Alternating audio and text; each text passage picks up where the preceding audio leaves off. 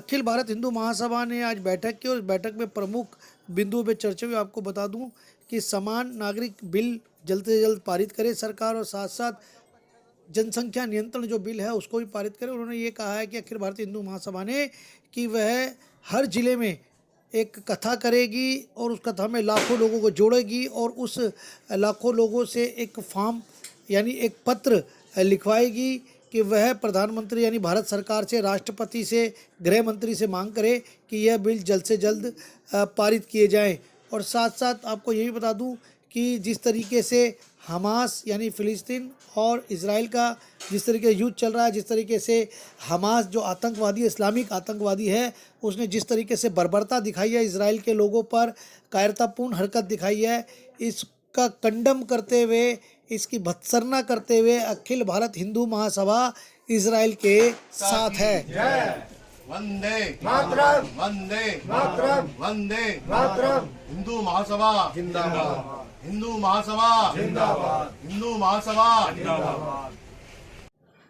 अगर ये डेट इसकी बहुत जल्दी हम तय करेंगे, बहुत जल्दी डेट आ जाएगी और हम जो है इसमें अपने सब जितने भी हिंदू महासभा की तरफ से बहुत यहाँ हज़ारों आदमियों को हम प्रचार कर चुके हैं और बाकी कर रहे हैं। जितना इसको अच्छे मतलब रूप से लेकर के इसको भव्य रूप में लेकर के आएंगे जी। इस मकसद क्या है इसके पीछे जो कथा करा रहे हैं हर जिले के? ना कुछ बोलते हमारा जो कथा कराने का जो मकसद है, हम सरकार को ये बताना चाहते हैं कि हम इस देश के मूल निवासी हैं, हम इस देश के बहुसंख्यक हैं, हमारी आस्थाओं के साथ खिलवाड़ हो रहा है।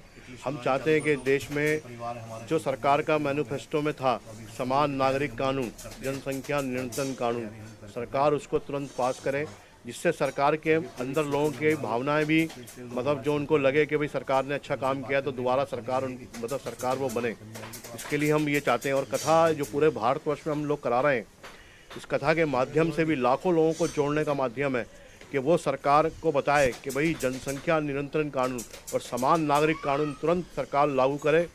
और इसके माध्यम से हम पत्र व्यवहार भी लोगों से कहने जा रहे हैं कि करोड़ों के माध्यम से लोग पत्र भेजे सरकार को, देश के राष्ट्रपति को, गृह मंत्री को, प्रधानमंत्री जी को, कि देश में तुरंत से तुरंत जनसंख्या नियंत्रण कानून और समान नागरिक कानून पास हो और लागू हो। सर, इसी बात को आगे बढ़ाते हुए कहता हूँ, जिस तरह आपका संगठन का नाम है अखिल भारत हिंदू महासभा, तो आपने देखा होगा अभी हाल फिलहाल में 7 तारीख से जो युद्ध चल रहा है इजराइल और फिलिपींस के साथ एक युद्ध चल रहा है जिसके अंदर इस्लामिक जो कंट्रियाँ इस्लामिक मानसिकता के लोग हैं वो एक साइड फिलिपींस का साथ दे रहे हैं। वही मैं इजराइल की बात करूँ तो इजराइल के लिए क्या किसी प्रकार का कोई मानव अधिकार नहीं है जिस तरीके से वहाँ आतंकवादी जो घटना ने अंजाम दिया जाए, इस्लामिक आतंकवादी पूरा संगठन वंदे मातरम, वंदे मातरम, वंदे मातरम। हिंदू महासभा जिंदाबाद, हिंदू महासभा जिंदाबाद, हिंदू महासभा जिंदाबाद। हिंदू महासभा इजराइल के साथ है और हमेशा रहेगी, क्योंकि उनके साथ जो अत्याचार हुआ है और अत्याचार जो हो रहा है वो बहुत निंदनीय है। हम उसकी भर्त्सना करते हैं और वो उनके साथ जो हुआ वो बहुत गलत हुआ है और वो जो कर रहे हैं बहुत अच्छा कर रहे हैं। इजराइल के साथ हम हमेशा तैयार हैं। हमारे पूरे हिंदू महासभा के कार्यकर्ता, पूरे हिंदुस्तान के जो लोग हैं, हिंदू समाज के लोग हैं, वो सब इजराइल के साथ हैं और हिंदू महासभा पूरा समर्थन करती है। और जो आतंकवाद, जो हमास का आतंकवाद है, हिंदुस्तान तो पहले 1000 वर्षों से आतंकवाद झेल ही रहा है। इजराइल तो अभी 50-60 साल से वो आतंकवाद झेल रहा है। हम तो पिछले 1000 वर्ष से वो आतंकवाद झेल रहे हैं और हमारे साथ कितने बड़े बड़े अत्याचार हुए हैं। ऐसे हमास के साथ जो हो रहा है, हमास ने जो किया इजराइल के, वो भी बहुत गलत है और हमास को ऐसा नहीं करना चाहिए था। अगर वो इतने ही अच्छे लोग हैं, इतने ही जिदार लोग हैं और इतने ही अपने देश के लिए मर मिटने के लिए तैयार हैं, तो उनको इजराइल की आर्मी के साथ युद्ध करना चाहिए था, ना कि निहत्थे बच्चों पे, औरतों पे, बुजुर्गों पे कत्लेआम करना, जिंदा जला देना, बलात्कार कर देना। ये कोई जिदारी वाला काम नहीं है, ये कायरों का, नपुंसकों का, हिजड़ों का काम है जो हमास के लोगों ने करा। और ये लोग 1000 साल से यही करते आ रहे हैं, छुप के वार करना, बच्चों पे वार करना, औरतों पे वार करना।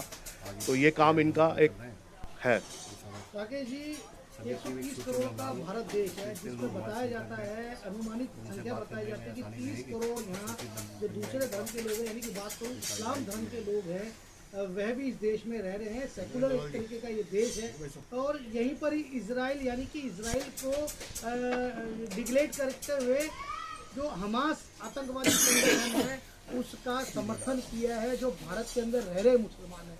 तो क्या लगता है आजकल पे रील पे भी दिखाया जा रहा है, व्हाट्सएप पे भी दिखाया जा रहा है, सोशल मीडिया तमाम सोशल मीडिया पे कहीं ना कहीं ये वीडियो डाली जा रही है कि जो यहाँ के जो मुसलमान नागरिक हैं वह तो आतंकवाद का समर्थन कर ही रहे हैं, साथ साथ यहाँ के जो राजनीतिक दल हैं और चाहे विपक्ष के दल हो चाहे पक्ष के दल हो वह भी अब फिलिस्तीन के साथ दिखाई दे रहे हैं। क्या कहेंगे?